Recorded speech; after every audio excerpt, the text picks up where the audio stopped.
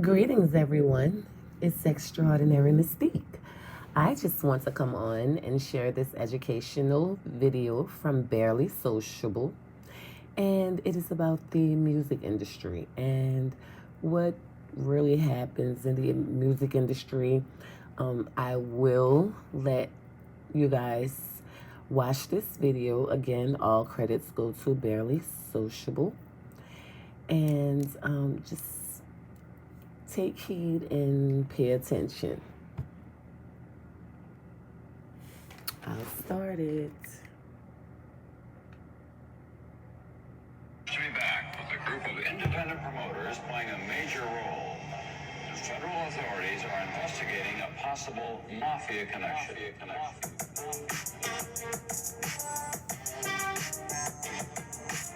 Just how important the rock music business is to the mafia became clear last month at this New York City hotel.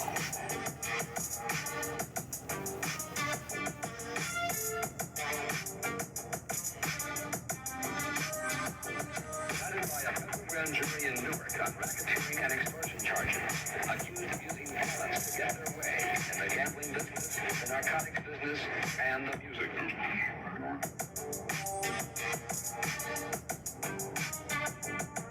But it was not his association with Mr. Reagan that Frank Sinatra was asked about yesterday.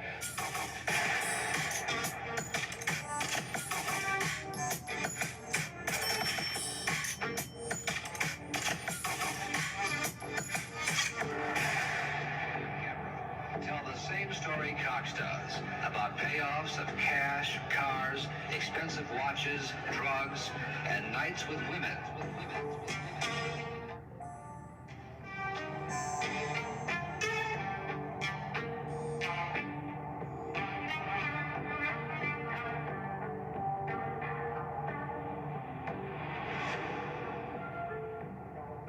The Jimi Hendrix experience is over. The acid rock musician died today in a London hospital, apparently from an overdose of drugs. The death of another rock musician was disclosed today. Jim Morrison, 27 years old, lead singer of The Doors. His manager said Morrison died 6 days ago in Paris, either of a heart attack or pneumonia, but the death was kept secret to avoid a sensation. Kurt Cobain, the lead singer of the enormously popular rock band Nirvana, is dead at the age of 27. More now from NBC's Brian Williams.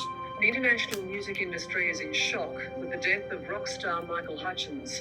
The body of the INXS lead singer was discovered in a Sydney hotel room late this morning. The Hollywood coroner says an overdose of narcotics is responsible for the death of the well-known rock singer Janis Joplin. Ms. Joplin was found dead in her bedroom last night. Exactly what happened inside the iconic Beverly Hilton remains a mystery. Paramedics raced to the fourth floor and found a lifeless Whitney Houston inside her hotel room bathtub. Both the Los Angeles Times and CBS News are both now reporting that Michael Jackson has died.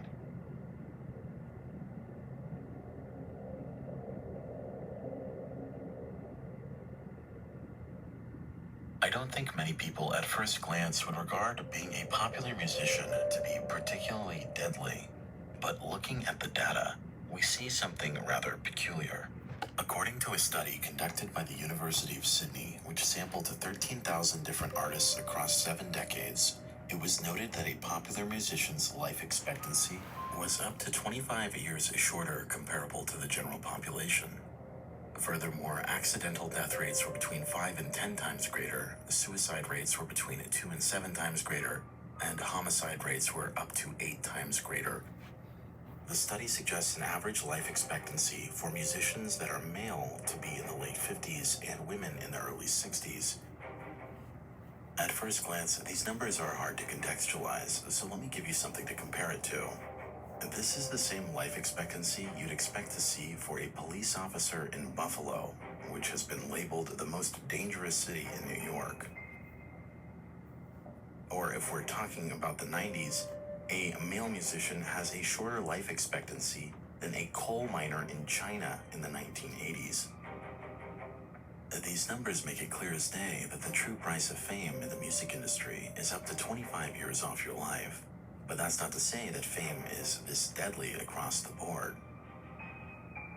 In another study that sampled 1,000 different notable people from 2009 to 2011 from all professions, they found that those notable for their work in business, politics, or military generally lived longer than the national average, while writers, performers, and other creative types were only noted to have their lives shortened by a year. So what is going on with the music industry in particular? While we've established that the music industry is particularly deadly, the vast majority of the literature on the phenomena seems to isolate this to just one or two things, such as the added stresses from fame or the ease of access to substance, or that creative types tend to be more predisposed to mental illness. While there's no denying that these factors definitely play a role in this phenomena, perhaps there's a bit more to this story. While much of the formal research on this topic scrutinizes what is wrong with the artist as an individual, perhaps it's better in this case to focus on what is going on within the industry as a whole. Because if you shift focus away from the individual to the industry, and you pause for a moment to think about the financial incentives of the music world, you'll notice something incredibly concerning. Music is one of the few industries on the planet where someone's work is worth significantly more to a company after their passing. Generations are remembered by the art that they leave behind, and the easiest way to be remembered is to be hailed as a legend from that time period. A premature death can take an artist from a good artist to a legend, which can in some cases solidify an artist's recording catalog to be a cash cow for decades to come. Think about this for a moment. When an artist signs his name on the dotted line to a record company, the record company will in many cases own all of the masters for the songs recorded under that contract. And when an artist signs to a major label, it's safe to say that their death is in many ways factored into the initial investment. And in many ways, after an artist has peaked in popularity, there becomes an awkward point in their career where the artist is worth more to them dead than alive.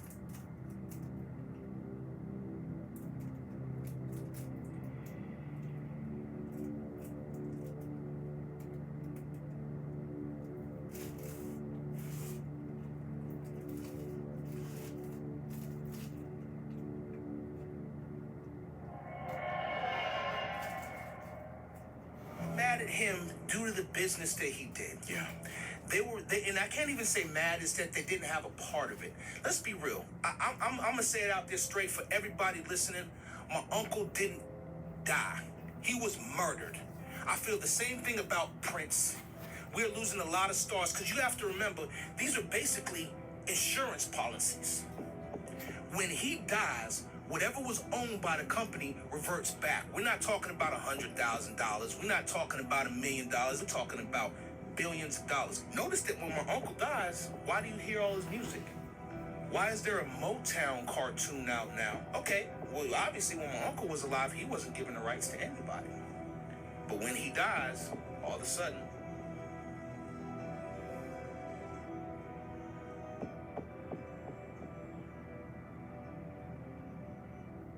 It's pretty incredible to me that all of us have kind of heard this anecdote about musicians dying at a young age, but every time this happens, nobody casts an ounce of skepticism about this kind of thing, or how much these people are worth dead. That, in my opinion, is the true dark side of the music industry. And it seriously does not help that social media in the modern day has made artists' deaths even more lucrative. As one Nielsen executive had stated in 2016, if Earth, Wind & Fire's Maurice White passed away 10 years ago, you might have read about it in a paper and then waited until there was a store open, he said. Now the news cycle travels extremely fast, and you get more awareness. The instant gratification is there. You can buy it or stream it, and it magnifies the consumption. Now, instant gratification is definitely an interesting word choice from this Nielsen executive, especially considering some of his other comments in the same article. This was different from other years, Dave Bakula, Nielsen's senior vice president of industry insights, told the Post. The news cycle is very viral. I've never seen a year like this before. The number of big-name artists passing away. The music industry is getting an extra boost from the celebration, he added. Notice that the author of the article here had to add this for context. But obviously I am nitpicking a bit. All of you probably know what this executive is talking about. Whenever an artist passes away, everyone comes out to show their respects on social media. And this effect has an uncanny ability to run up sales numbers. While in recent history it's been labeled the Prince effect, we have known for quite some time that an artist passing could be lucrative.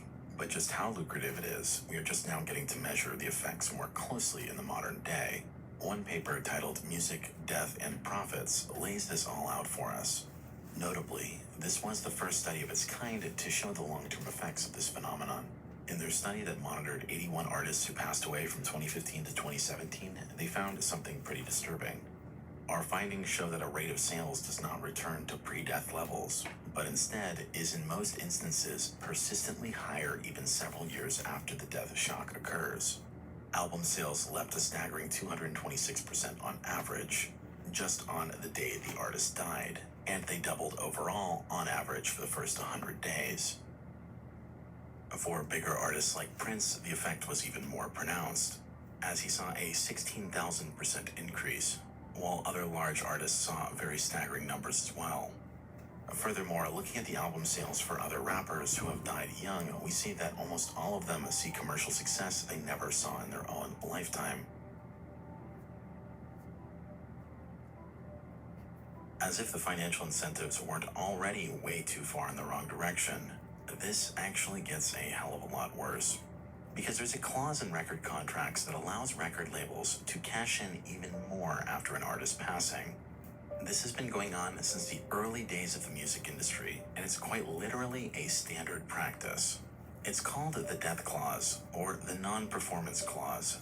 Now, this is one of those lesser-known details in regards to record contracts, but the former manager of the Grateful Dead, Hank Harrison, wrote about this some years back. Essentially, it goes something like this. Companies shall have the right to secure insurance equivalent to 10 times the estimated value of the artist's earnings from any source of revenue for company's sole benefit. Companies shall be allowed to employ any insurance carrier or combination of the same to assure this benefit and need not consult or require signature compliance from the artist. Companies shall keep such information confidential, except that the company may disclose information to the applicable insurance carriers or as required by law. Artist or artist's estate shall have no right to review or claim the benefit of any such policy obtained by the company.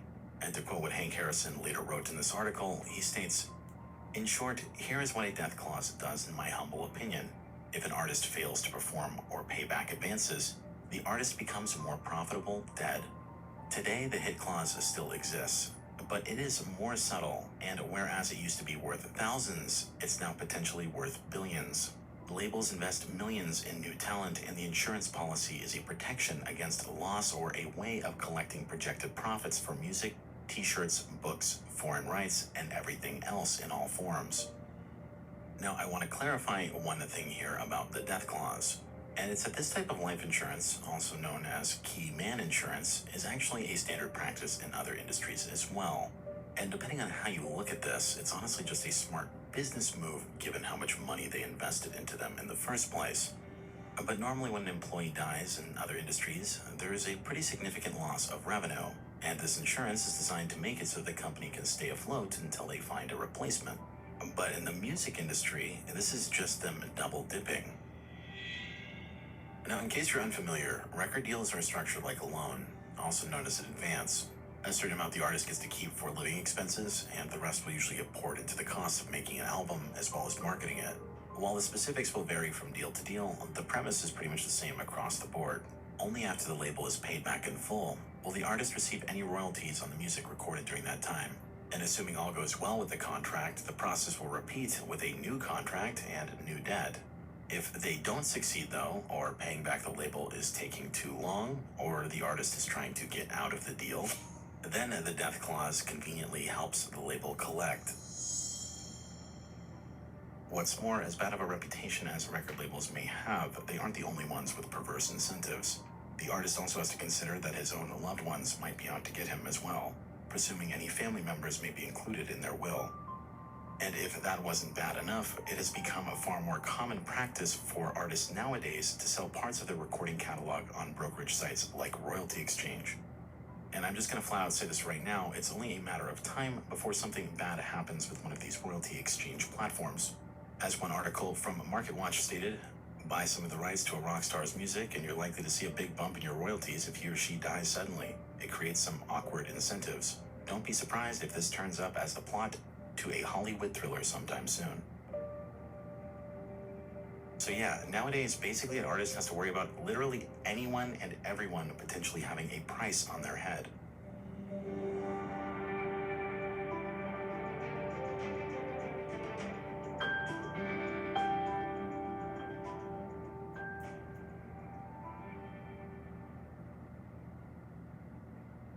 Now that you're aware of what a death clause is, I think it's important that I give you a textbook example of this so you can see how this usually plays out. And just know for now, while we will discuss many other mysterious deaths in the music industry later on in this video, for now I'd like to draw your attention to the story of Bobby Fuller. After Fuller moved to LA in 1964, he was signed to a record label by the name of Del-Fi Records, owned by producer Bob Keane. Keane was also the band's manager, and given the fact that it was called the Bobby Fuller 4, Bobby was the frontman. Shortly after the band had scored several hits, like their cover of I Fought the Law, on July 18, 1966, Bobby's success in the music industry would be cut short. After receiving a mysterious phone call in the early hours of the morning, Bobby was believed to have left his Los Angeles apartment at 3 a.m. Before Bobby left, his road manager had been half asleep watching TV in the living room. He vaguely remembered that Bobby might have been going to see a girl named Melody that night. After heading out from the apartment, he took his mother's Oldsmobile and he would set off into the night.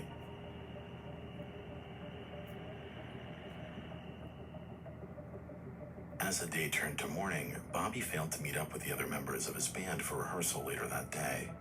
Around 5 p.m., a couple other visiting musicians had come to see Bobby at his apartment. They claimed that when they were driving up, Bobby's mother's car was not there. Bobby's mother, Lorraine, also noted this. She had been keeping an eye out all day for Bobby to come home. After the two visitors came into Bobby's apartment, Bobby's mom then went to go get the mail. To her surprise, the car was there. Upon closer inspection, she found Bobby lifeless inside of the car. He was found lying across the seat, where the entire car reeked of the smell of gasoline.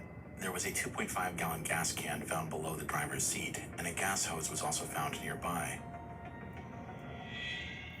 Upon discovering Bobby in this state, Lorraine called the police. And when they arrived, they took a quick look at the body, and they ruled that Bobby had taken his own life from drinking gasoline. The authorities quickly discarded the gas can and called it a day. The car was never dusted for prints. The police didn't interview anybody, and all in all, it was an open and shut case. Later, it would be revealed through the autopsy that there was no gasoline found in Bobby's stomach, where the coroner later stated that Bobby had died due to inhalation of gasoline fumes, classifying Bobby's death instead as an accident, a finding that nobody, not least his own mother and family, agreed. Multiple witnesses noted that it appeared that Bobby had been beaten up badly and had a broken finger. There was blood found on his shirt and face. Multiple witnesses, including Lorraine, also made the comment that it looked like he had been dragged on the ground, and his body showed various scrapes and injuries. The coroner claims that they were mistaken. He claimed he found no bruises, no broken bones, and no cuts, or evidence of a beating. Instead stating, body in full rigor, skin slip due to high temperature in car. Bobby's body had been found in a full state of rigor mortis, meaning that he had been dead for some time. Considering that the car hadn't been in the lot for more than 15 minutes, this quite literally made it impossible that he could have driven up on his own. And given the sheer amount of gasoline found in the car, it appears that someone had been just moments away from setting it ablaze. According to an article from Spin magazine, in 1983, Rick Stone reported that he was sure Bobby's head had been doused with gasoline. To this day, Jim Reese maintains that he saw a half-burned book of matches and a burn on the vinyl of the backseat of the car. Assuming the car failed to light, this meant that the persons responsible were lurking nearby. Rather interesting when you factor in that Bob Keane had just so happened to magically appear at the scene within moments. Now, Bobby's story is essentially a cautionary tale of what can happen in the music industry. And to quote Rod Crosby, the lead singer for the band The Intruders, Bobby Fuller was vulnerable by virtue of his honesty and naivety. If he had been a streetwise, bitter person, maybe he would have survived. He lived on a high plane of idealism and fantasy. He was swept into the maelstrom of rock decadence and was a victim of a ruthless business. Essentially, Bobby had become worth more dead than alive behind the scenes. He had a life insurance policy taken out on him for about $850,000, while all of the other members of the band had policies at around $100,000 each. In the days before his death, the band was on the verge of breaking up. One member was getting ready to return to his family after touring. Another member was likely to have been drafted into Vietnam. Infighting was rampant, leading to Bobby replacing one of the members, and the two musicians from earlier were new potential replacements for his current band. Essentially, Bobby Fuller had had enough of his management. Between them failing to fulfill orders for his recent single, and the fact that Bob Keane had been micromanaging their sound, often making artistic decisions, which led to their worst financial failure, the Magic Touch, which in spite of heavy promotion through Payola, it still was not a commercial success. But that wasn't the only financial problem going on behind the scenes. The label had wanted Bobby to continue touring. He decided to bail on that. Had Bobby walked away, the label would have presumably incurred a large financial loss between the recent failure of the Magic Touch and the tour that was cut short. But if he were to conveniently die in an accident, let's say a mysterious car fire, then the label could easily turn a profit. Had the coroner ruled it being self-inflicted, the label would not have been able to collect due to a common clause in life insurance policies. Then in the months after, the coroner switched the death ruling to an accident. Conveniently, this was the most lucrative outcome for the label. Now, clearly there was something off about the way the police and the coroner handled this case. I should add that the police have never once refuted the timeline of events I've shared with you. But if you are a frequent viewer of this channel, you know that all too often when you see this type of behavior from officials, it's usually a pretty big hint that you're dealing with matters pertaining to organized crime. Additionally, in Bobby's case, when two private investigators were hired to look into his death, both of them quickly quit the case. Both refused to talk to the press, and one had claimed that they had been threatened. In the days after Fuller's death, three mysterious tough guy types showed up outside the apartment of another band member, Jim Reese. They had essentially broken into his apartment only to find that he wasn't there. Jim to this day swore he had no idea who they were, but it definitely concerned members of the group to the point that they were thinking that they could have been next.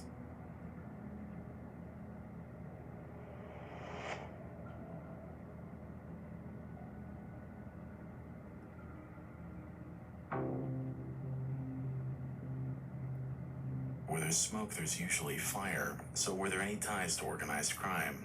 Many sources on this subject bring up the silent partner in Bob Keane's business, a man by the name of Larry Nunes. Larry Nunes was essentially the man financing Fuller's career, and Nunes was the actual beneficiary who was set to cash in on Fuller's death. Now the key word here is silent partner. Organized crime is notorious for using frontmen for almost all of their business dealings, and to quote the Chicago Tribune, as the schemes got more complicated, mobsters needed the help of lawyers, politicians, and frontmen with relatively clean criminal records. It was a Faustian bargain. Now, if you're unfamiliar with the term Faustian bargain, it essentially means a deal with the devil. Throughout history, there have been a number of Faustian bargains, but in present day, you'll notice that almost every person who claims this comes from the entertainment industry. You're still out here doing these songs, you're still on tour. I do, but I don't take it for granted. Why do you still do it? Why are you still out here? Well, it goes back to the destiny thing. I made a bargain with it, a long time ago, and I'm holding up my hand. What was your bargain? To get where I am now. Should I ask who you made the bargain with? with the chief commander. On this earth? And on this earth, and then in a world we can't see. Now, I should also let you know that Bob Dylan has quite literally been playing a never-ending tour since 1988, adhering to a heavy booking schedule of 100 shows a year. He crossed 3,000 shows in 2019, and despite him being 80 years old, his vocal performances becoming unpredictable, and him randomly changing the lyrics of his songs on a night-by-night basis to the point that they become unrecognizable, he's still touring. It sort of makes you wonder if there's something preventing him from retiring, especially given the fact that the overarching data on this industry shows that most musicians don't live to the age of retirement. But to be fair, perhaps he just really likes playing shows still, or perhaps he was saying this for publicity. And to be clear, I'm not accusing anyone of anything. There's definitely a lot of interpretations for this deal with the devil analogy, but all you need to know for now is the fact that at least one of these interpretations includes making a deal with the underworld. And going into this next section, I want to say that we will tie up the stories with Bob Keane and Larry Nunes and Bobby Fuller here in a bit. But for you to really see how the death clause fits into things, you need to understand the entanglements between organized crime and the music business. So we're going to explore a few of those, because Fuller's case is far from an isolated incident.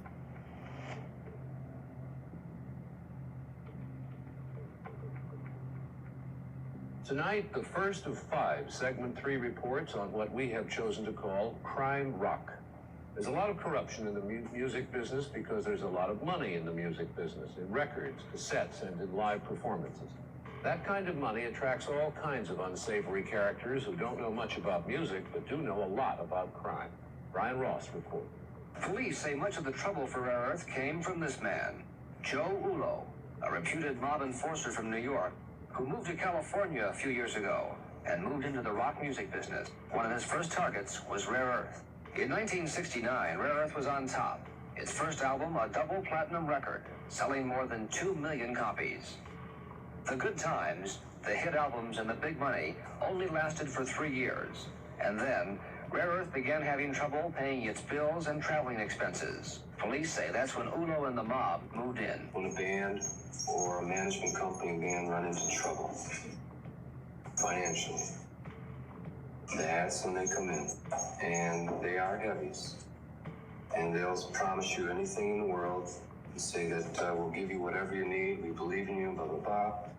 But meanwhile, they have to have a percentage of the business. And I'm talking about loan sharking and all the way down the line. By 1976, Ulo was boasting to his associates that he had taken over a hidden interest in the rock group Rare Earth by providing mob money and mob muscle to take care of Rare Earth's debts. But the mob's backing did little to help the group's music. Rare Earth's records didn't sell well, and the group that had once made millions was almost out of business. Peter Orlbeck, the group's drummer, says he was getting visits at home from strangers who wanted to know if he was hiding any of the group's money. You see, we were 6 guys that were creating lots of money in which lots of people were enjoying. And we were a motor. And all of a sudden, a motor stopped running. And when a motor stopped running, it started affecting a lot of people. So you don't know what's going to happen. Joe Ulo was arrested last year for the former basketball star Jack Molinas. And police say members of Rare Earth are lucky no one got hurt. It was a different story for the Three Dog Night, and police also are investigating Ulo's relationship with this rock group. The accountant for the group was shot in the arm and paralyzed in what police believe was a mob dispute over control of Three Dog Night. The group has since broken up, and police are still investigating the shooting. The members of Rare Earth say what happened to them could happen to any rock group trying to make it big in the rock music world. Anybody that makes a lot of money, they're susceptible to being come on to by certain people if they run into money problems and if they're not smart enough to handle it all. And that kind of thing can shut down a group. Oh, instantly. Instantly.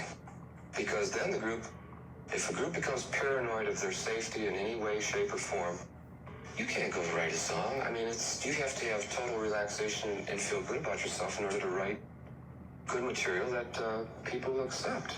I mean, it comes through in the music. You can see it, you can feel it, and you can sense it.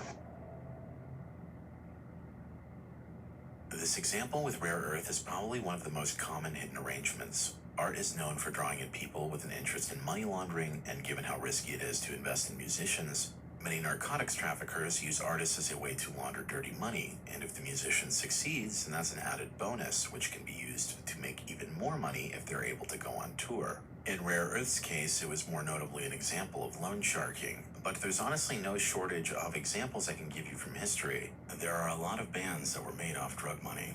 For example, the largest manufacturer of a substance that starts with L and ends in SD was the financier behind the band The Grateful Dead. Had it not been for him, they largely would have never succeeded. In the present day, many DJs are just fronts for selling narcotics.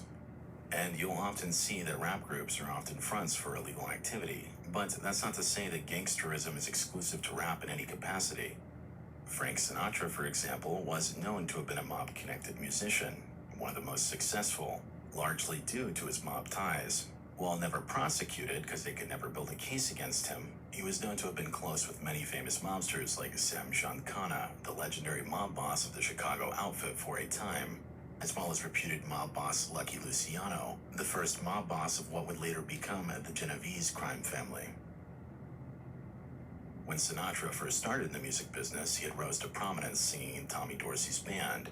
After his notoriety outlived the band's usefulness, Sinatra was stuck in his contract with Dorsey. The story allegedly goes that Sinatra's management offered $60,000 at first to get him out of that contract, but when Dorsey refused, Sinatra turned to his godfather, Willie Moretti, the New Jersey underboss of the Genovese crime family.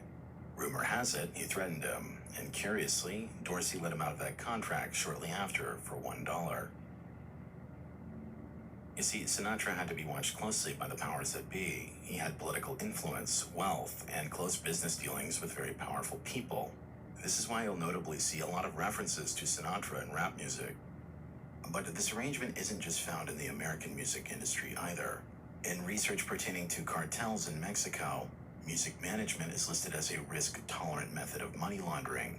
And on top of that, to quote this paper, it is unclear whether the music groups participated willingly or under duress in this scheme. In one version of events, groups were targeted by the organization that forced them to participate, in addition to paying extortion quotas. However, an anonymous music industry expert revealed that some groups that had yet to become popular accepted organization money in exchange for producing records and writing songs that praised the organization. Once the music groups became popular, they could participate in the scheme because they could go on tour. In this sense, the organization would invest in lesser-known groups in the hopes that the songs would become popular and allow them to go on tour. This arrangement was unstable, according to the music industry expert, because once a group becomes famous and no longer needs the capital from an organization, it may seek to pursue an independent music career. However, if a group or any members of the group tried to sever ties with the DTO, they were often executed.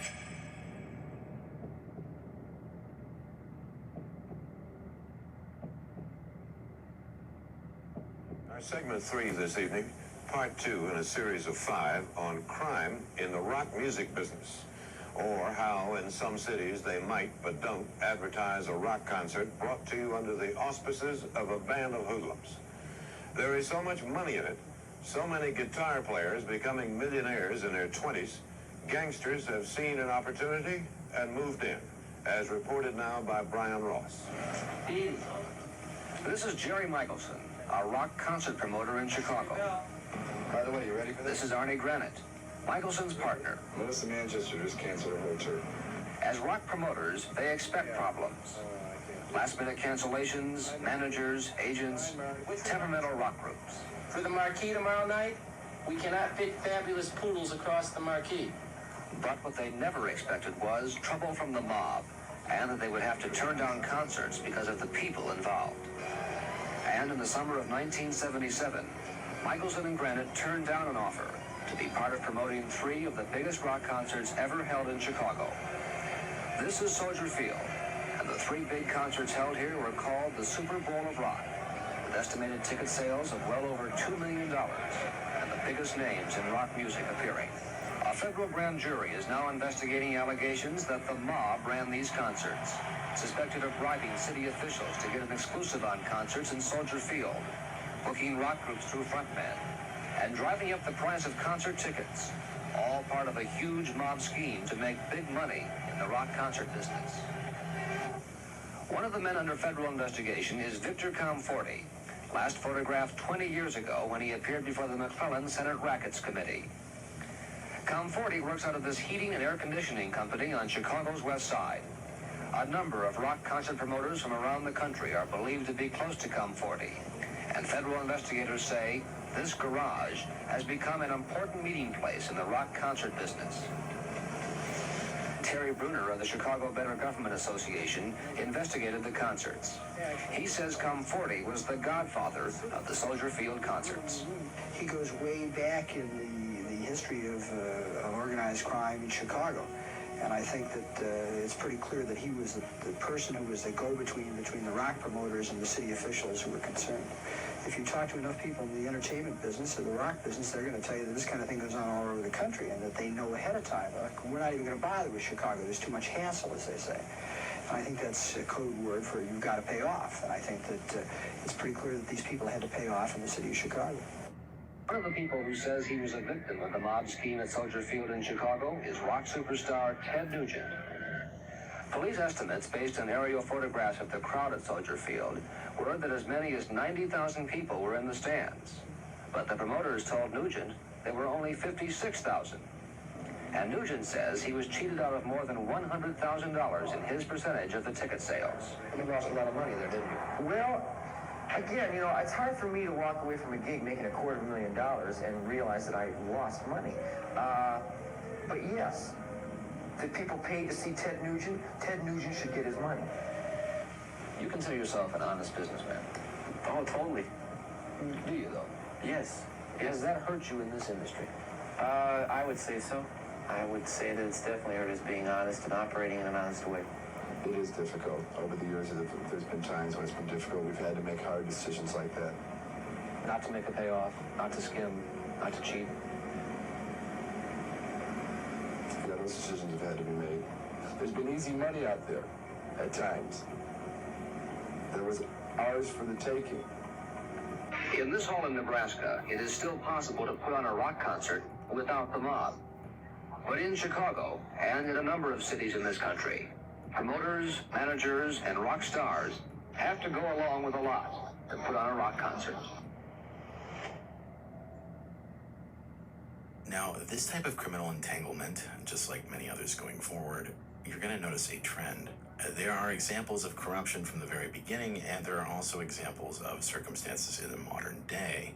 For example, many nightclubs and many concert venues are just fronts to launder dirty money as well. There's no shortage of articles you can find nowadays about venues getting busted. But this goes far deeper than that. So let's start with Coachella, one of the largest, most famous, and one of the most profitable music festivals in the United States and the world. That was started by one of the biggest traffickers of the devil's lettuce in California, Gary Tovar. His promotion front was called Golden Voice Productions, and he would take losses on paper but launder his money through the promotion business, and the shows would give him a cover to also sell more product. Now, there's something very interesting that happens when a venue becomes a front for illegal money, assuming that the management doesn't skim from the artist, and there's some actual honest business going on. Relatively speaking, the bands actually get paid very well. To quote an article from OC Weekly, the singer of TSOL, Jack Grissom, explained, "When he started paying us more than anyone else in the country would pay us, I mean, it pissed people off. Gary really started paying these bands what they were worth. We'd play a show, and the show would be packed, and a band would get $100 or $200. Gary was the first punk promoter who actually paid what they deserved. Well, if we all got what we deserved, we'd all be in jail, but it was unlike any other promoter. Everyone wanted to be on Gary's shows, and it only was a short time before he was the biggest promoter around." Now, I can only speak for what is available online, and there's actually a lot of positive stuff said about this guy. Like, he helped a bunch of bands get started, he would fly them out, he took a lot of losses, he was very generous as well. In fact, even when the feds busted him in 1991, a bunch of the groups that he had promoted early shows for would go on to thank him by doing a banquet to raise money for his legal fees. And he was known for promoting a bunch of bands like Red Hot Chili Peppers, Jane's Addiction, Nirvana, and some of their earliest shows, all before they were widely known. Now, obviously, the business wasn't going as good while he was in prison, but in 1998, he was released, and a year later, they would go on to launch Coachella as this one big music festival. While Tovar was no longer the owner, he did join back as a consultant, as he had previously signed over ownership to his employees. Because Tovar was relatively generous with his front business, unlike many others in this industry, it inevitably led to Coachella becoming a success. Now, this one is a surprisingly positive one, given that the industry's history reads like a hall of rogues. But in reality, I had to restore your faith in humanity for a bit just to talk about this next character. Because when it comes to the shady business of music venues and nightclubs being used as fronts for illegal activity, this goes back to the emergence of organized crime in America. In the 1920s, the outlawing of alcohol led to speakeasies where organized crime figures like Al Capone needed a constant supply of talent to keep the drinks and illicit gambling going. This created a need for someone to manage these performers and book them each night, as well as orchestrate them getting to the underground operations. This led to the creation of a company by the name of Music Corporation of America. The guy who founded it was named Julius Caesar Stein. He was already a doctor with a great income, but Prohibition had made it so that this job opportunity was more lucrative than his current one. Seemingly via the use of the Chicago outfit, they managed to extort, cheat, lie, and corrupt their way to the top, to the point that this talent agency had effectively retained a monopoly on all of Hollywood and show business. Their rise to power is straight out of the mafia playbook. And I want you to think about this for a moment. A business with absolutely no barriers to entry, being a booking agent. Yet they consolidated power so much that they'd gained the nickname the Octopus because they had their reaches into everything in show business, and they had to be broken apart by antitrust. The full extent of the mafia relations to MCA to this day is not known. Additionally, the circumstances that led it to becoming what we know now as Universal Music Group were highly questionable, with an active mafia probe into the company going on in 1989. Only for the investigation to get shut down by the highest ranks of government, with the prosecutor being completely defanged of his position for trying to pursue this case. Now, we will discuss this further, but for now, let's get back to the early days of Jules Stein. This man is essentially the father of what we know as the music business today. You struggled to get the contract, and then the contract is sort of, the indentured servitude type of thing. Our first contract was 7 albums, essentially 14 years. So I signed that contract when I was 23. That's crazy. Okay, so I'm signing, at 23 years old, I'm signing a contract that's supposed to take me into 37. You're signing a contract for more than half your life. And if you look at the shelf life of most artists, it's 4 to... So they're basically anticipating your entire arc. That's so crazy. So you don't have any leverage, other than that they want to sign you. You sign the deal, and then it becomes this weird dance of like, can I sustain success? Yeah. If you get success and you have leverage, they'll get out of your way because you're making them a lot of money. But the minute you're not making them as much money, then they step in and they start playing these Jedi mind tricks on you. We know what to do. The public's going to forget about you. I mean, I've heard all these things, like, this kind of weird, like, yeah, you're in the room, but, we're the arbiter of whether you can stay in the room. That's the weird position that record companies had for a long time that they don't seem to have anymore. I would argue against that because they still do? Well, they've moved to a different set of circumstances, and I'm not as conversant as I once was, but one thing they do with certain younger artists, but I think particularly more in the pop realm, is they do these 360 deals where it's like, right. If you get a perfume deal, like your whole world, they own you. We own a piece of your whole world. And fame is such a great quotient in American life now that you can see where kids would trade fame and be willing to give away like the profit part. Well, they'll take a risk at the long-term ownership. Right. So let me jump in there. So if you actually survive the cut, let's call it phase 1. You're successful, you're a name, and now you're in a place to either renegotiate or your deal is up or whatever.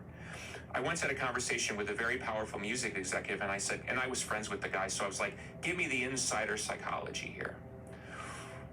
Now that I know the game that you run, what do you tell people like me when they get here? And he says, it's just, there's always a price. So they know that even if you get through the matrix of the whole thing and get out the other side, that there's just a dollar amount that will buy you back in. Whoa. They're not worried that you'll go independent. And in fact, if you look at a lot of the machinations of the music business over the last 20 years, especially with the rise of the internet, it's to keep people in the system. Yes. They don't want true independence. It goes without saying that once enough power is consolidated in any industry by limiting competition, the workers in that industry will flock there because that's where the majority of the opportunity is. Taking a look at history, a perfect storm of events enabled Julius Caesar Stein to have a near monopoly on managing talent in the music, film, and radio business. For one, prohibition made illegal business incredibly lucrative. The second of which was the Great Depression, which in turn shifted bureaucratic focus onto other issues. Now, as you can imagine, having the backing of the Chicago outfit made limiting competition in Chicago incredibly easy. It goes without saying that if you did business with a rival gang, the outfit was likely to not be forgiving. Furthermore, clubs that refused exclusive deals with Stein were often targeted to be put out of business. In one particularly humorous example, he hired a mobster to launch a stink bomb during another set of another agency. But what further allowed Stein to expand his exclusivity network was the founding of the Commission within the American Mafia. Essentially, after a large amount of bloodshed and infighting for power within the Mafia, Lucky Luciano ultimately ended up on top of the underworld around 1931. Luciano was incredibly intelligent, and he knew that taking on the role of boss of all bosses would likely lead to a shorter career. So he instead attempted to solidify the power structure within the Mafia by creating a board of directors to mediate disputes within families. The commission consisted of 7 family bosses originally, and after Capone went to prison for tax evasion, Frank Nitti would replace that role for the Chicago outfit within months. This, in theory, should have given Jules Stein a new network of connections through this newly formed alliance, allowing him to extend his exclusivity far beyond Chicago. On top of all of that, as a result of Al Capone going to prison for tax evasion, this meant that the U.S. government was now willing to tax illegal income, and thus stressed a greater importance in working with front businesses. Jules Stein was at the right place at the right time. To quote the book Dark Victory, Ronald Reagan, MCA, and the Mob by the author Dan Moldea, which on a side note is a very good book, and I highly recommend that you go read it. Whether you like or dislike Ronald Reagan politically, all I will say is that nobody gets to the top without doing a few favors. But getting back to his book, formerly represented by MCA, Jones, like Duke Ellington and Count Basie, had left the agency in 1939. After Willard Alexander, a top MCA agent, had defected to the William Morris Agency. Jones told Maury that MCA controlled most of the big-name bands in America and Canada, and at least 75% of the entire band booking business. How has MCA become so successful, Maury asked. Well, they've devised a system of rotating bands in all of the places they play, Jones replied. The system's so perfect that without the MCA contract, a band leader can't make enough bookings to make a living, and the clubs can't get enough bands unless they sign contracts with MCA. This system that Julius Caesar Stein created is the reason that bands go on tour to this day. Before this, they all had been playing at one location for months at a time.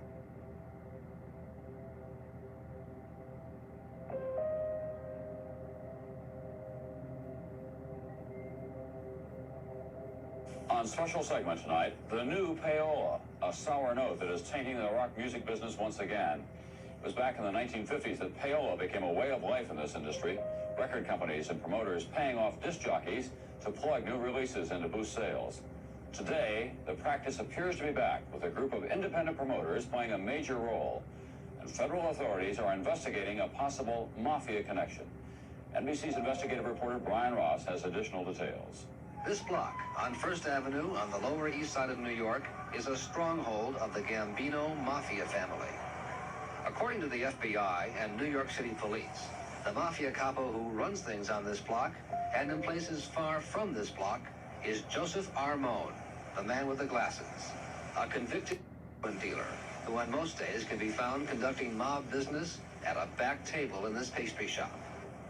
For months now, the activities of Armone and others have been watched closely by the FBI and police as far away as Los Angeles, as part of an investigation of corrupt practices in the rock music business and what appears to be the reemergence of payola at rock music radio stations. This was the Waldorf Astoria last month at a black tie celebrity dinner to honor some of the early stars of rock and roll. And among the guests, 2 of the most powerful and feared men in the rock music business. Joseph Isgro, who authorities say has described Mafia capo Armone as his partner, and Isgro's close associate, Fred DeCipio, who rarely does business without his associate, Mike, by his side. DeCipio and Isgro, each with his own company, are top men in what is called the network. About 30 men, many at this dinner, all known as independent record promoters, who industry executives say are getting millions of dollars a year from record companies to make sure that certain new songs become hits on certain rock music radio stations. South Florida's hit music station. Don Cox of Miami, one of the top disc jockeys in the country, says some promoters will do almost anything to get their records played and earn their big fees from the record companies. Well, do you know how much money you make on having a hit record in this country? Cox, who's had a drug problem, says he's had to turn away promoters who have offered him cash, cane. You take this ounce and going home, okay? A couple $1,000. Here, you go take, you know, we can get more, you take this, and I'll give you a call Tuesday. And what happens Tuesday? They call you and go, how was that? By the way, I got this record I want you to hear. Now, if you take it, you got to answer the phone. But they cozy up and they corrupt. It's a job.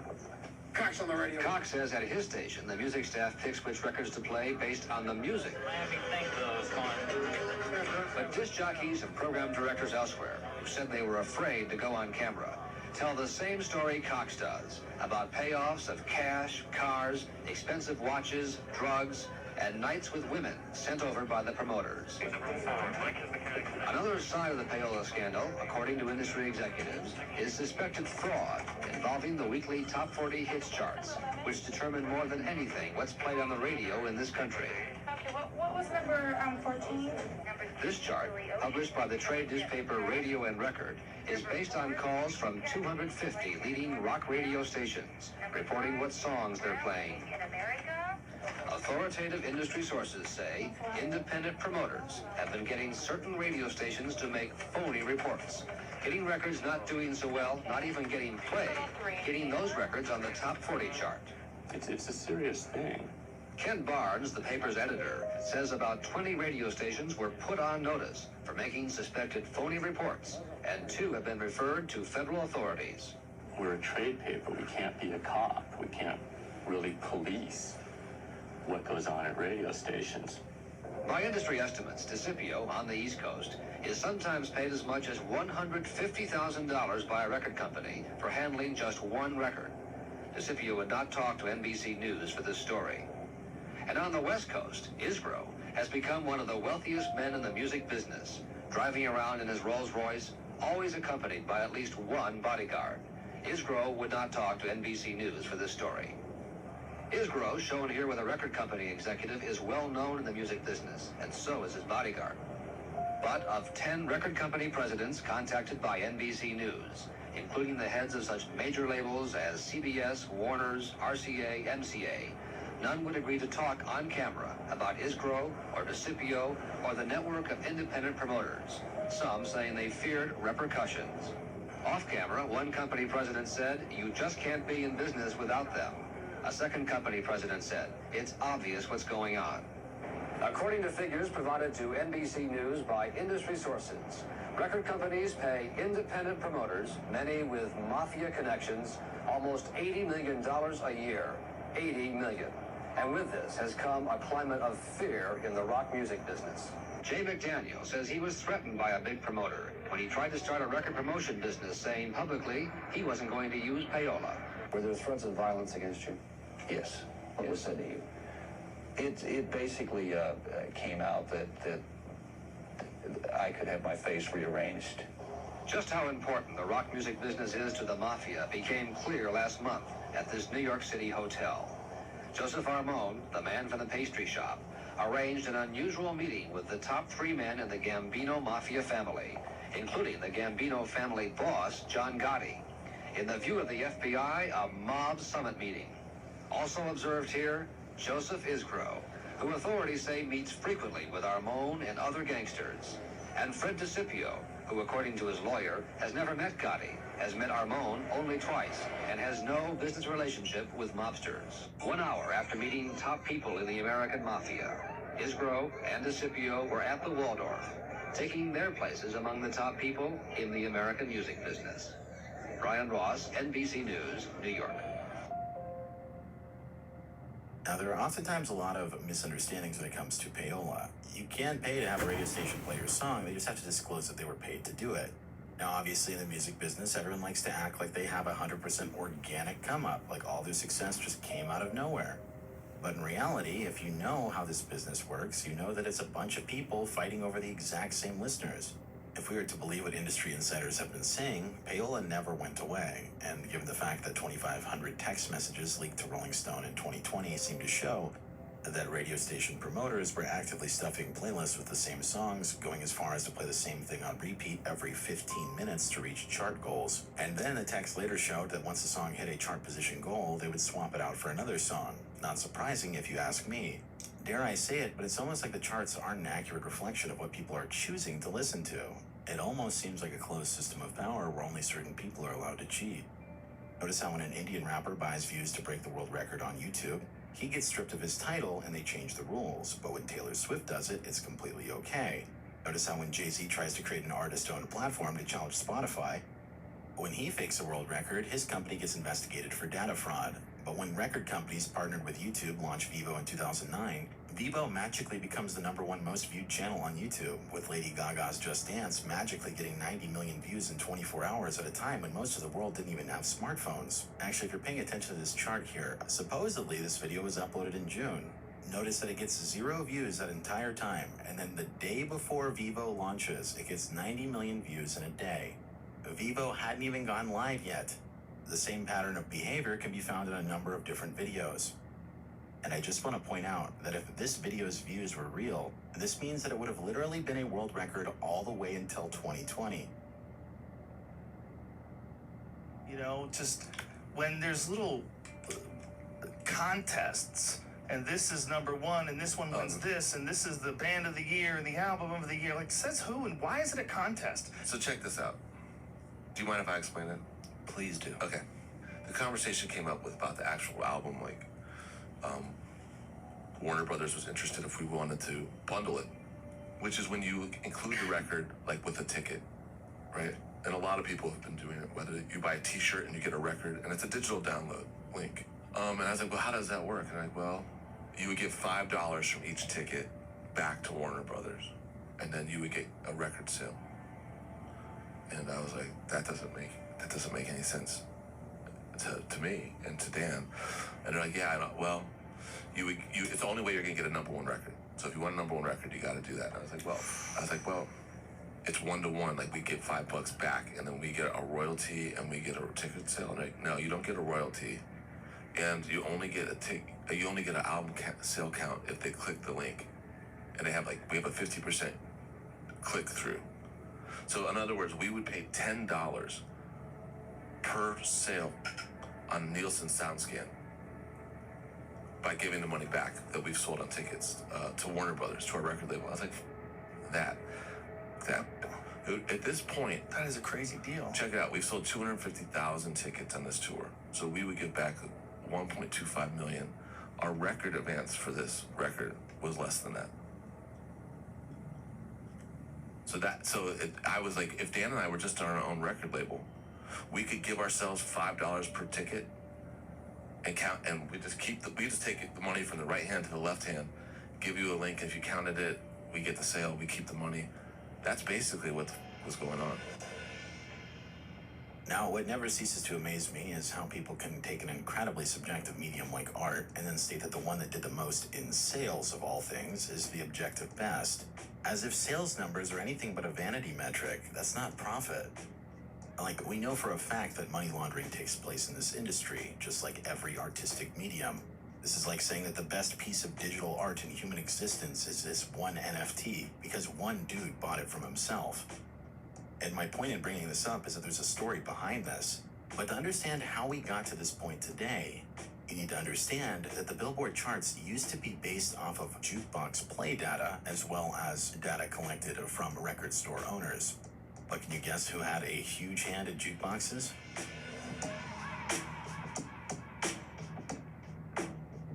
They were all cash payments. They could be placed on every corner. An ideal vehicle at the time to launder money. Now, out of the 4 big manufacturing companies for jukeboxes in America, Rockola was founded by businessman David Cullen Rockola, a mob-connected businessman who was later charged with corruption in 1929.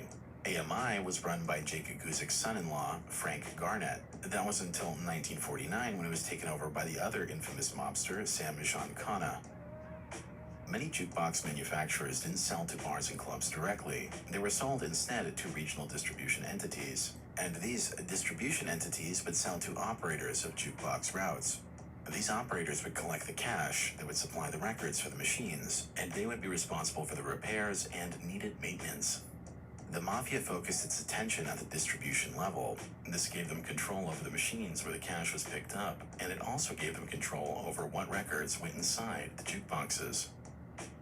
As the 1950s would pass, various mobsters built their empires on jukeboxes, with the Chicago outfit controlling 100,000 of the nation's 575,000 jukeboxes. As a result, this would lead to a situation sort of reminiscent to what we know today as an industry plant. If you recall, the charts were originally based on jukebox data. This now meant that all they had to do was put a new artist's records inside their machines, then simply misreport the amount of plays in the machines to instantly send a new artist to the top of the charts for as long as they wanted. Coincidentally, or perhaps a part of a grander conspiracy, during the 1950s, all of the radio stations across the nation began focusing their programming to the best music, the hits, with most major radio stations adopting the top 40 format. As author Gus Russo stated in his book, The Super Mob, it was Stein who encouraged fellow Lawndale entrepreneur William Paley to boost his new network, the Columbia Broadcasting System, by putting Stein's music acts on air live, turning the rigged top 40 into a national phenomenon. Now, on a bit of a side note, regarding this statement from Russo, I'm not entirely sure where he got this bit of info. Other books I've found seem to suggest the same thing, but other sources I've found list Todd Storrs, a radio DJ from Nebraska, as the originator. Just thought I should clarify that. Continuing on. Now, despite jukeboxes falling out of favor, that didn't mean the mob couldn't still manipulate the charts. All it really took back in the day was paying off a record store owner. To quote the New York Times, until 1991, the pop music charts were notoriously unreliable. Paying off record store employees with free albums, concert tickets, and even vacations and washing machines was the standard music business method of manipulating record sales figures. Even the Billboard magazine charts, considered the most prestigious in the business, were compiled from store managers' oral reports, which were inaccurate to begin with and easily swayed. As a result, this led to the introduction of the SoundScan system in 1991, which would only tally record store sales after a store clerk scanned the barcode at checkout for an album.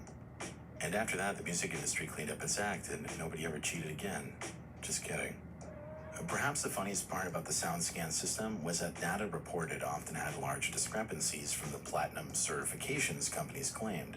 For instance, Michael Jackson's album History, when it was first released, it had been claimed 5 times platinum.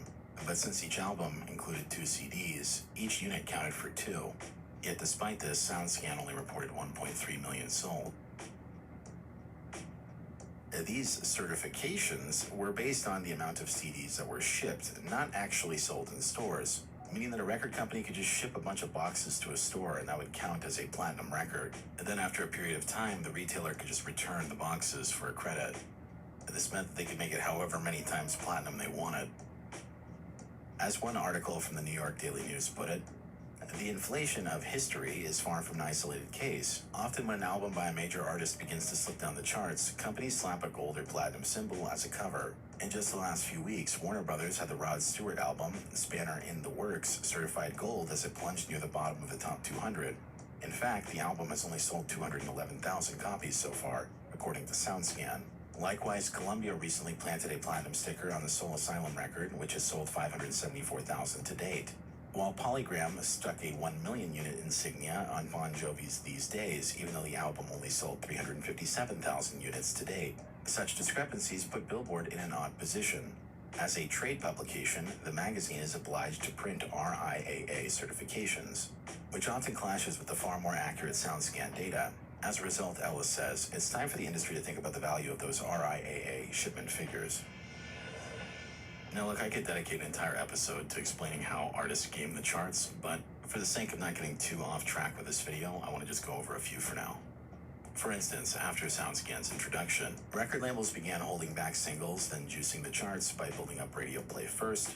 Additionally, there's stories of sweetheart deals being arranged with retailers, where they would send a bunch of discounted copies to their store, only for someone to come in that day and then just clear them all off the shelf. And then there's stories of people being paid off to run the same thing through the scanner over and over again. And there's other stories of barcodes being switched around, so then they could just redirect the sales from another popular track all into one. And lastly, the main method of gaming SoundScan back in the day was to send a bunch of copies to independent retailers. Here, each copy would be worth 3 on the charts. The idea here was to give a bunch of extra weight to independent retailers at the time because the SoundScan system hadn't rolled out across every single store yet. Then found in the documents of the Elliot Spitzer Payola investigation, the documents accused Sony of keeping people on payroll to basically call in to the radio stations and make fake song requests. Then also found in these documents, it's alleged that radio stations have participated in selling spin packages. This one's really interesting. I always wondered why radio stations sometimes just play like a whole bunch of songs in quick succession during commercial break, but they'll only play like snippets and then they'll say like, you're listening to Payola 104 or something. Now, I don't know if this is still true today, but it turns out the reason they were doing this is because airplay monitoring companies detect that the song is being played on the radio, even if it's just for a short time, and then they count that towards the charts. While you may have heard that people lie and numbers don't, just know that sometimes we don't get the full story behind those numbers.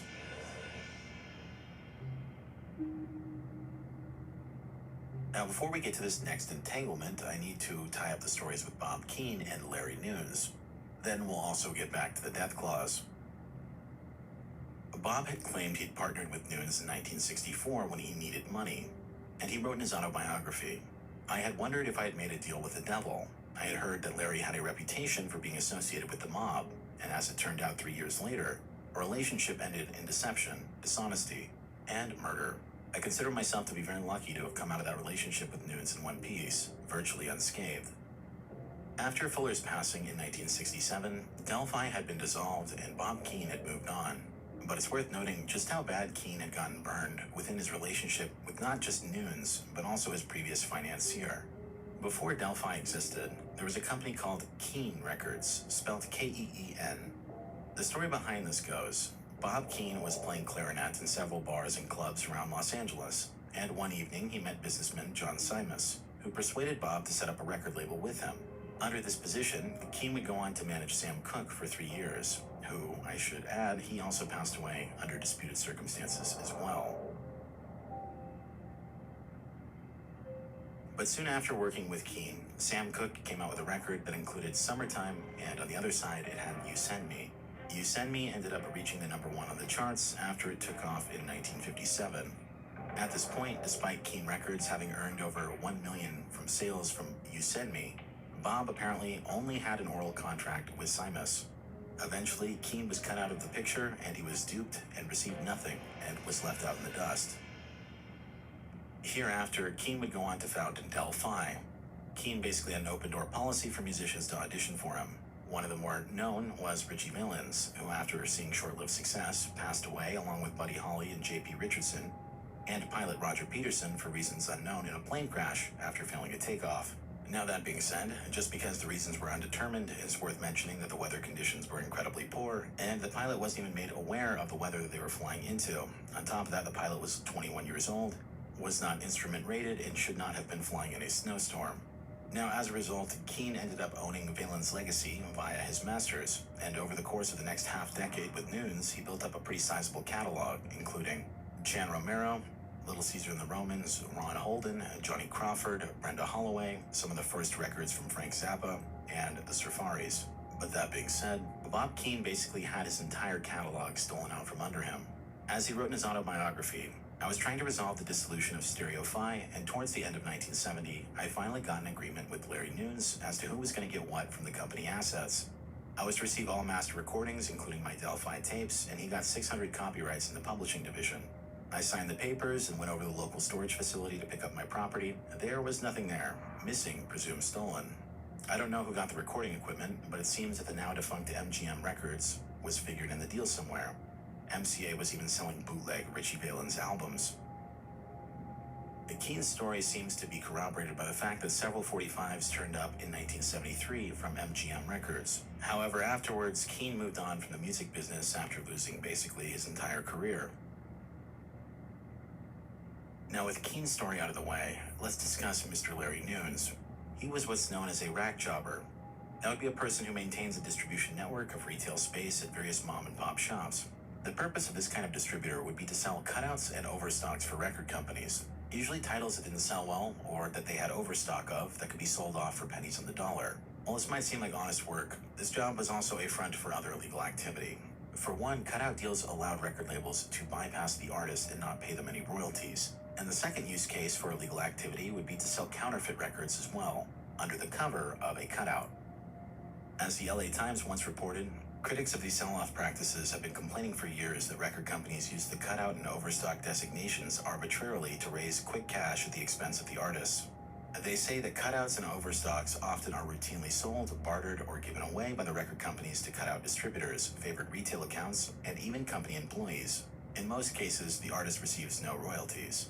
What's more, the Recording Industry Association of America, a trade group of the major record companies, contends that mass sell-offs create an atmosphere conducive to counterfeiting by providing illegal duplicators with a cover to produce large quantities of the recordings that have been sold by manufacturers as cutouts and overstocks. But in the case of Larry Nunes, what you need to know is that he was a cutout distributor who worked with two companies. One was MCA, and the other one was Roulette Records. If you recall that mysterious phone call in the middle of the night, where the road manager claimed that Bobby was going to see a girl named Melody, Larry Nunes employed Melody, and by all accounts, Melody was a lady of the night.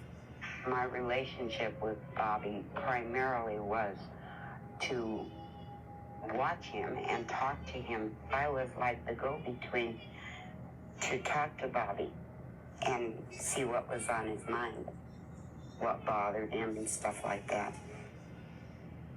While Melody later claimed that Nunes was not mobbed up, it's also worth pointing out that Larry Nunes had signed an exclusive distribution deal with Roulette Records. That distribution deal was for the Bobby Fuller 4's last single, The Magic Touch. So following the money here, it takes us back to Roulette Records, owned by a man by the name of Morris Levy. In a series of reports on this program, NBC investigative reporter Brian Ross has detailed several links between the mob and the songs that make the charts. And tonight, Ross has more. This is the man federal authorities describe as the godfather of the American music business, Morris Levy, in the custody of FBI agents after his arrest just after 7 this morning at the Ritz-Carlton Hotel in Boston. Levy, the president of Roulette Records, is little known outside the music business, but federal authorities say Levy is as powerful as any big record company president, using his ties with organized crime to control record companies, record stores, and big-name performers. Also arrested along with Levy this morning were 21 others in Florida, New York, and New Jersey, indicted by a federal grand jury in Newark on racketeering and extortion charges, accused of using violence to get their way in the gambling business, the narcotics business, and the music business. United States Attorney Thomas Grealish. A Mac 11 machine gun with a silencer is not used for target shooting. The New Jersey mob investigation began more than 3 years ago with a man identified by federal and state authorities as a mafia boss, Gaetano Vastola, known on the streets of New Jersey and in the recording studios of Hollywood as Corky. By following Vastola and tapping his phone, federal agents were led to Morris Levy, to New York talent agencies, and finally to Hollywood, to the corporate headquarters of the huge entertainment conglomerate MCA, and what authorities describe as some suspicious business deals at MCA Records. The president of MCA Records, Irving Azoff, said earlier this year that his company was the victim of the mob and that MCA had done nothing wrong. But somehow, according to federal authorities, millions of MCA records by Neil Diamond, Elton John, and the rock group The Who and others ended up in the hands of Mob Front Record Company, which were going to sell the records at huge profits to record stores. The mob showed up. The enforcers came down. Dennis Eisman is the lawyer for a man who ran one of the mob front companies and is now a protected federal witness in the case. Eisman says his client was beaten up by the mob when he refused to pay for a large shipment of MCA records. I think it was to show him that if he didn't pay, he was going to get hurt, maybe hurt worse. I'm not sure if they intended to break his jaw and fracture some bones in his face. I think it was just to show him that he couldn't not pay. And there has been other violence in the case. Earlier this year, a New York City policeman was while following one of the men involved in the MCA deal, who is expected to be indicted soon by another grand jury. This indictment is the work of one of 5 grand juries now investigating organized crime in the music business. Federal sources say a grand jury in Los Angeles is investigating the role of top MCA executives in all this. Other grand juries in Los Angeles, Cleveland, Philadelphia, and New York are investigating allegations of payola, the use of cash, cocaine, prostitutes, and some mob-controlled promoters to get songs played on the radio. Law enforcement authorities say what's at stake in all these investigations is the mob stronghold in a business that earns $4 billion a year. Brian Ross, NBC News, Newark, New Jersey.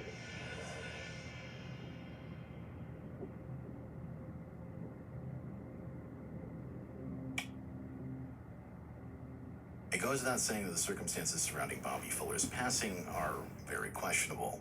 But it's worth pointing out that had things gone a bit differently with Bobby Fuller's mother not keeping an eye out that entire day, then it would be much harder to argue the mysterious circumstances surrounding his death. This entire situation, given the facts available, reeks of a botched, contrived accident. I think some people think that the whole Jeffrey Epstein suicided thing is just some one-off meme. But I should let you know that this is a very real tactic used by organizations like the CIA to take out targets under secretive conditions. They quite literally wrote the book on this. For secret hits, either simple or chase, the contrived accident is the most effective technique. When successfully executed, it causes little excitement and is only casually investigated. On that note, when you understand the full potential of something like a contrived accident, it's very difficult not to be a conspiracy theorist in the music industry, especially given the fact that historically this industry has had ties to organized crime since the very beginning. And as long as humans are corrupt, I would say that those people will continue to rise to the top in those businesses, whether it be the same set of powers that be or another.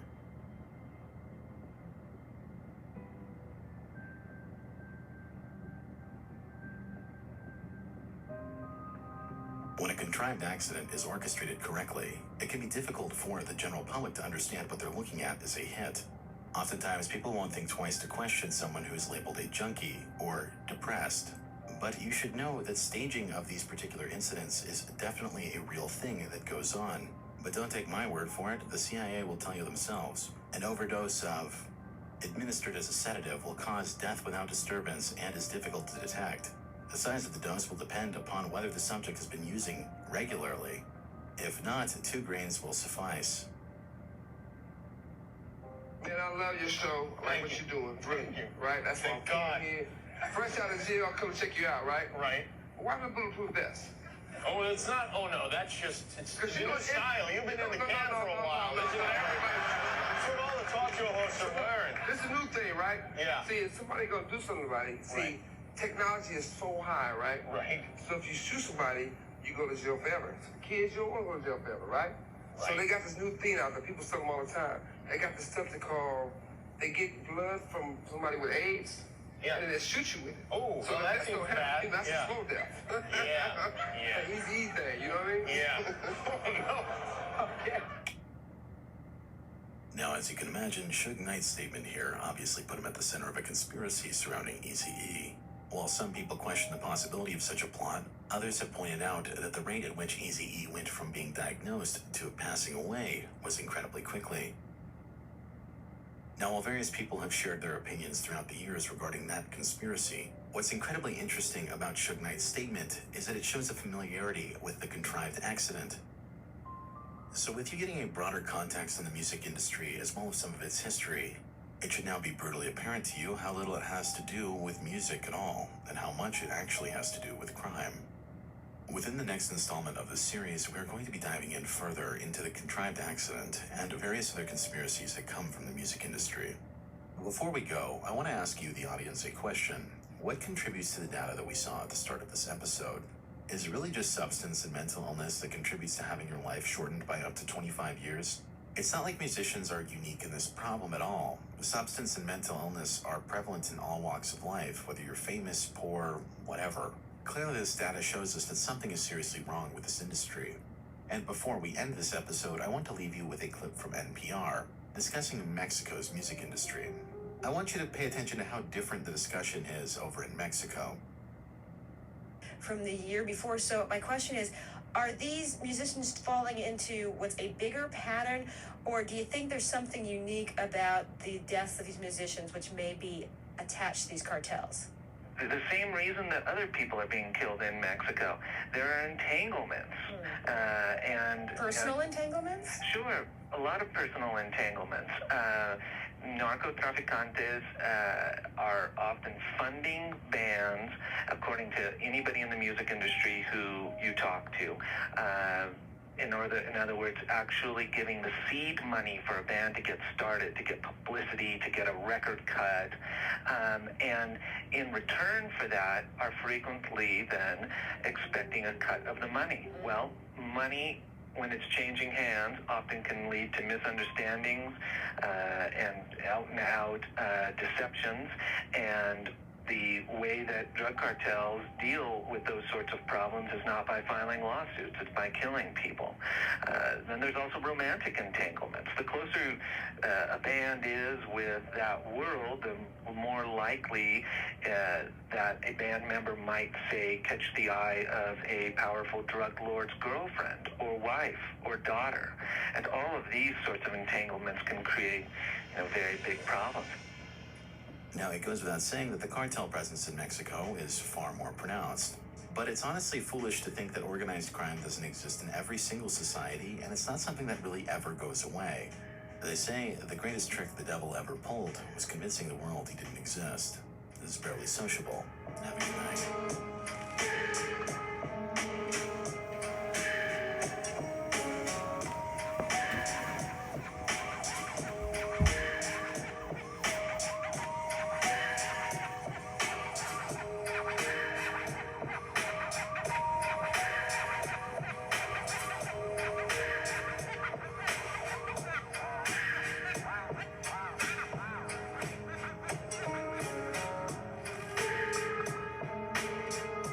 Again, credits to Barely Sociable. I thank you so very kindly. It couldn't be explained better. Program contains distressing themes. I appreciate you kindly. So, with that being said, I will end this video, and of course, I will come back later. I thank you all again. Subscribe to my channel. If you like the video, please press the like button, share the video, and I thank you very kindly for watching.